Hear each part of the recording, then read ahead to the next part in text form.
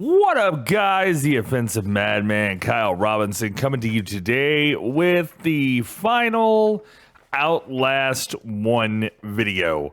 We are doing a review of the game that we just finished. If you watched through yesterday, then you saw the weird anticlimactic, maybe not the right word, ending that was Outlast, and we're going to get into some of that just a little bit later.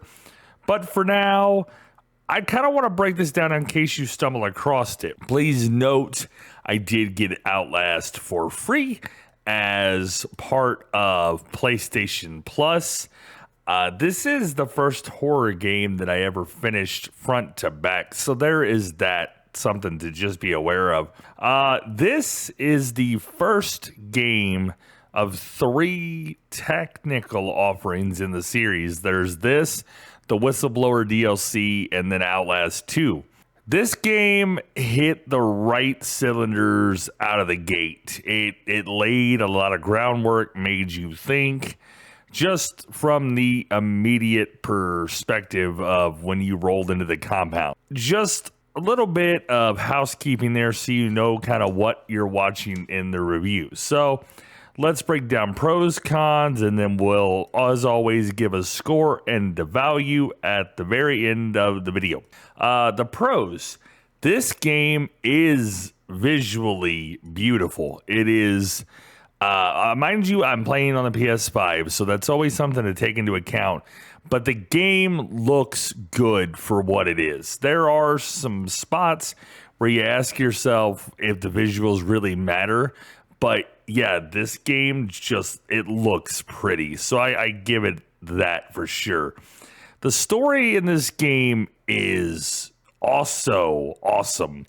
It is probably one of the better stories from a video game I've played in recent memory, and definitely not what I expected from a horror game like this, but it turned out to be fucking phenomenal, and I loved it. Like, the story, it was like playing a Stephen King novel. That's the best way I can describe it. Now, from a horror standpoint, the jump scares. Let's talk the jump scares, because there are probably quite a few of them. There's at least a half a dozen times where I screamed like a baby back bitch playing this game. But they weren't so few, like there weren't so few that you didn't think they were coming, but they weren't so close together that you could essentially prepare yourself for them. So it definitely did good in the ability to keep those jump scares sort of random and keep you on your toes. Now, let's talk cons. The story, just like a Stephen King novel, it seems like, had a weird ending. Like, I wouldn't even necessarily say bad. I wrote bad in my notes, but I thought more about it. I don't know that I'd call it bad. It's just weird. The ending, and if you haven't watched yet, you should probably, look away. I'll give you a second. Okay. The ending was almost like a setup for the second one, but I'm not 100% sure that's where they're going. So it's just a weird ending. So I was a little taken back by that one. The enemy reactions, when you have them, sometimes are a little too on the nose. And what I mean is that there is sometimes that an enemy reacts to sound or light or movement, and they shouldn't. At least I don't feel like they should. And it kind of took away some of your ability to react to them. And it was weird in certain instances. This is not something that is always going on in the game. It's probably something I noticed maybe 5 or 6 times. But overall, the game just, it took away just a touch of that. The combat, or lack thereof, is another con, and this isn't really a con per se. It's just something to be aware of if you're thinking of picking up the game, because the combat doesn't exist. It even tells you in the beginning that there is no combat. You're either run, hide, or die. I think that's really good that it lays it out there in the front, but if you are looking for a faster paced game, this is not it. This is definitely a psycho thriller kind of game that keeps you guessing and makes you mentally think about some of the things you do as opposed to what the action of the game per se. Final thoughts on Outlast. Having put a few hours in, I like the game. I've obviously finished the game. I will be buying the DLC, the Whistleblower DLC that is out for it. And I look forward to playing Outlast 2. All of that is stuff that I'm going to record so that you guys can continue to hear me scream like a baby-back bitch when I actually sit down to do those Let's Plays.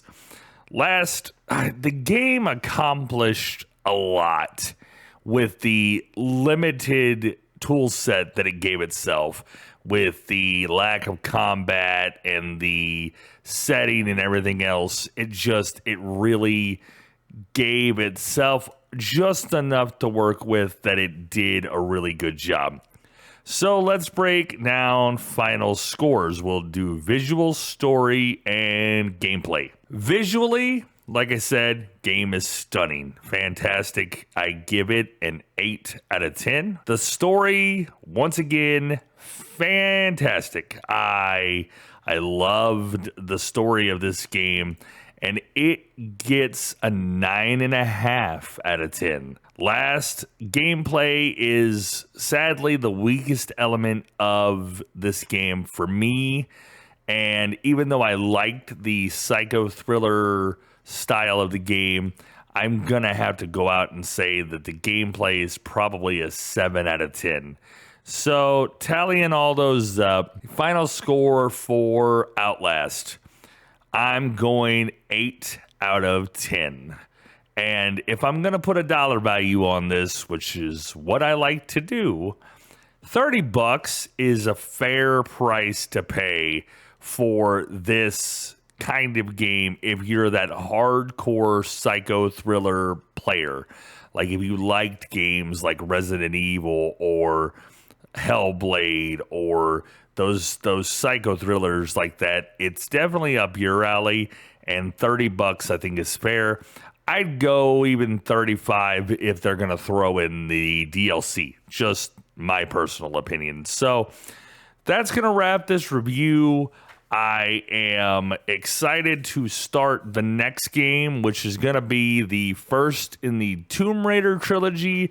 That will begin on Monday. We will not have a Let's Play video tomorrow. Trying to think what else. We also have the streams on Saturday, Sunday, Monday, Wednesday, and Friday. All of those are on Facebook and YouTube. And if you haven't done so already, please consider giving us a follow and a subscribe and ringing the notification bell. Notification bell. I don't fucking alliteration and opening my mouth like a normal person.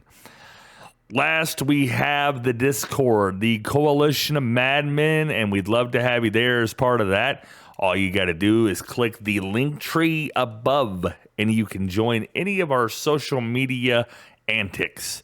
And yeah, that's pretty much going to wrap it. I want to say thank you guys so very much for watching. Until next time, ladies and gentlemen, I am the Offensive Madman, reminding you once again that if words offend you, you can fuck off.